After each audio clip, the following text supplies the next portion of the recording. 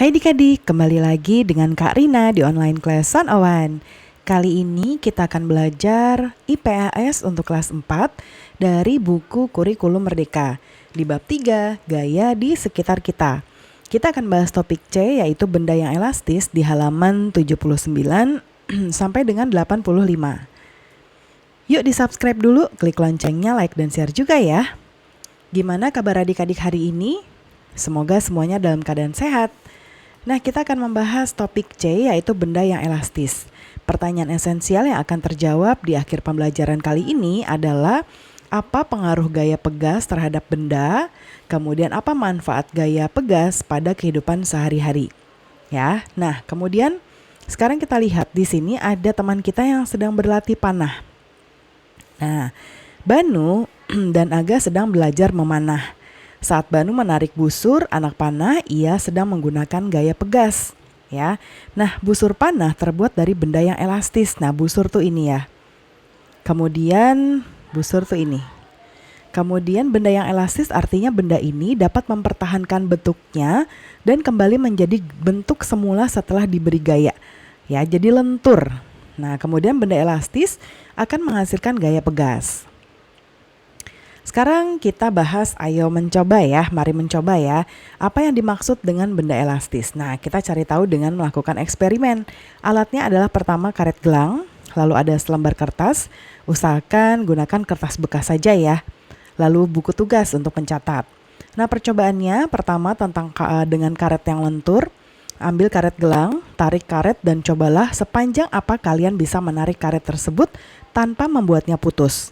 Setelah itu, coba lepaskan karet tersebut, amati apa yang terjadi pada karet serta bentuknya. Kemudian, cobalah berbagai cara untuk mengubah bentuk karet tersebut. Lalu, diskusikan bersama teman sebangku untuk menjawab pertanyaan berikut. Yang A, apa yang terjadi saat karet ditarik? Yang A jawabannya adalah karet akan memanjang. Lalu yang B, apa yang terjadi saat karet dilepaskan? Bagaimana bentuk karet? Nah, ketika dilepaskan dia akan bergerak, atau kalau kita lepaskannya begitu saja dia akan loncat ya, atau terdorong dan bentuknya kembali ke bentuk semula. Kemudian cara apa saja yang kalian dan teman kalian lakukan untuk mengubah bentuk karet? Ya, nah ini bervariasi. Kalau tadi mungkin bisa ditarik ya, kemudian bisa juga diremas-remas. Apakah dia akan jadi keriting ya? Ternyata enggak ya, dia tetap akan kembali ke bentuk semula. Nah, kemudian tulis hasilnya di lembar kerja ya. Untuk percobaan kedua menggunakan alat pelontar ya. Langkahnya, buatlah bola-bola kecil dari kertas bekas yang tadi ya alat-alatnya. Cobalah untuk melontarkan bola kertas dengan bantuan karet gelang. Arahkan bola kertas ke tempat yang kosong ya, jangan sampai mengenai teman kalian nih. Jadi arahkannya ke tempat yang kosong aja ya. Lalu guru kalian akan memberi instruksi kemana kalian akan melontarkan bolanya. Carilah cara agar kalian bisa melontarkan bola kertas itu sejauh mungkin. Kemudian diskusikan dengan kelompok mengenai kegiatan ini dengan menjawab pertanyaan berikut. Yang A, bagaimana cara kalian melontarkan bola kertas? Nah yang ini bervariasi ya, disesuaikan saja. Lalu mengapa cara ini bisa membuat bola kertas terlempar? Nah, karena ketika karet dilepas, karet akan memberikan dorongan kepada bola kertas. Ya, jadi misalnya ini jari kita yang lagi memegang ujung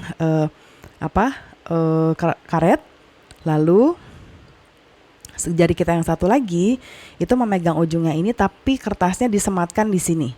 Lalu yang ini dilepas, nanti dia akan terbang ke sana ya.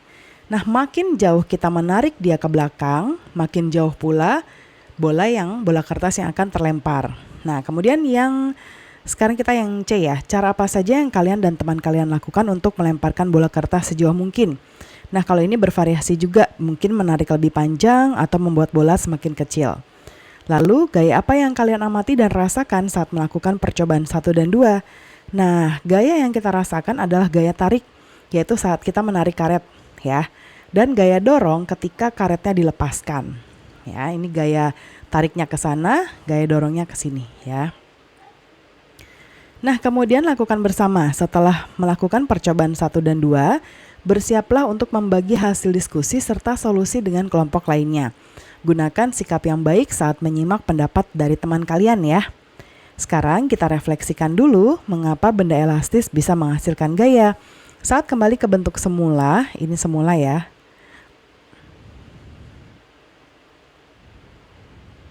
Nah, benda elastis akan memberikan gaya dorong.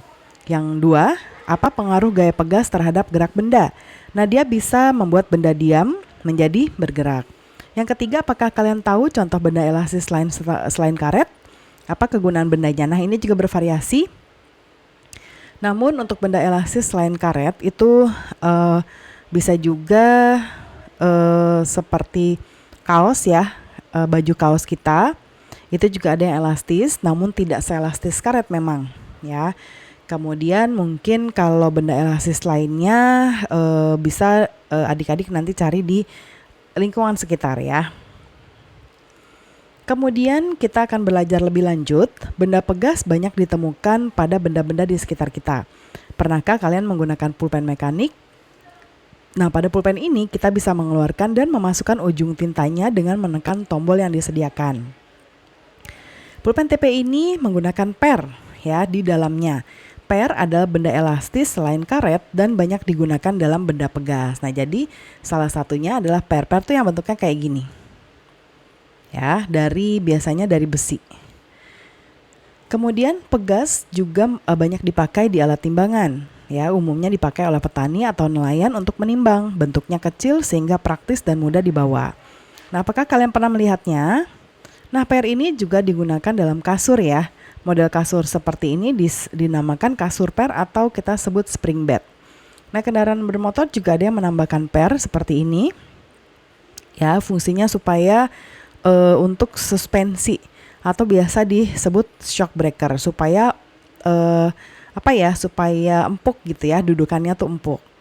Nah, ada pula alat olahraga yang bernama trampolin seperti ini ya. Kalau kita loncat-loncat di sini, kita akan terpental ke atas ya.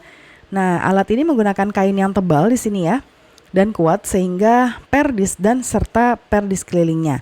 Saat orang melompat di trampolin, per dalam alat ini akan mendorong orang tersebut.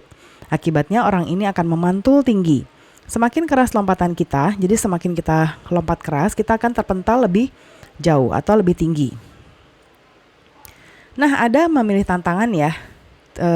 Coba kalian lanjutkan percobaan 2 pada topik ini. Kalian bisa mencari tahu hal-hal berikut. Apakah berat benda berpengaruh saat kita lontarkan menggunakan karet? Kalian bisa menambahkan benda lain ya selain bola kertas. Misalnya bola bekel ya. Bola bekel atau misalnya bola pingpong dan lain-lain ya. Kalau di sini berat benda berpengaruh ya. Karina akan cerita aja nanti adik-adik bisa ambil kesimpulannya.